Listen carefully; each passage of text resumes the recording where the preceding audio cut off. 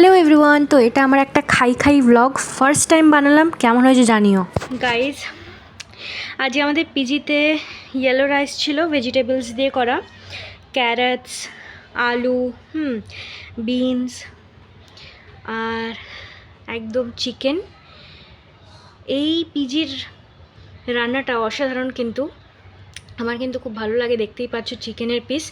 আসলে এরা কি করে বলো তো, সানডেও চিকেন থাকে, ওয়েডনেসডে করে আর কি চিকেনটা ওরা অ্যাড করেছে, কিন্তু ছোটো ছোটো যে বাটি হয় না, ওই বাটিগুলো ওরা ভর্তি করে চিকেন দিয়ে রেখে দেয়।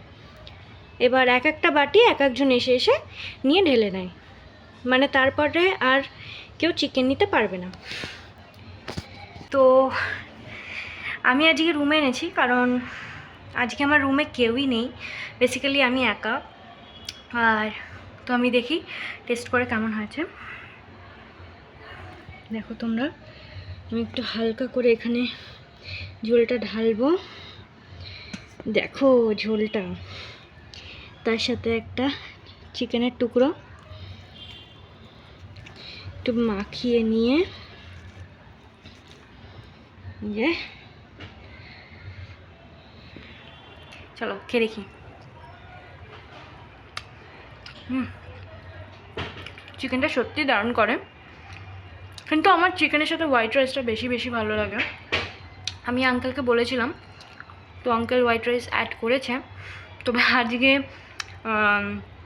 ইয়েলো রাইস দিয়েছে, ভেজিটেবল ইয়েলো রাইস, আর সানডে হোয়াইট রাইস দিয়েছিল।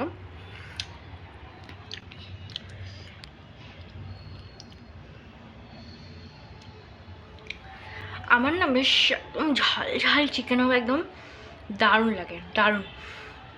তোমরা ডিনারে কে কী খেলে আমাকে কিন্তু কমেন্টে জানিও, আর এটা বলো কেমন দেখতে লাগছে।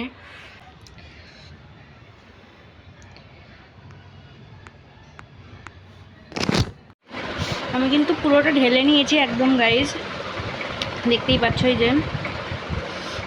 তো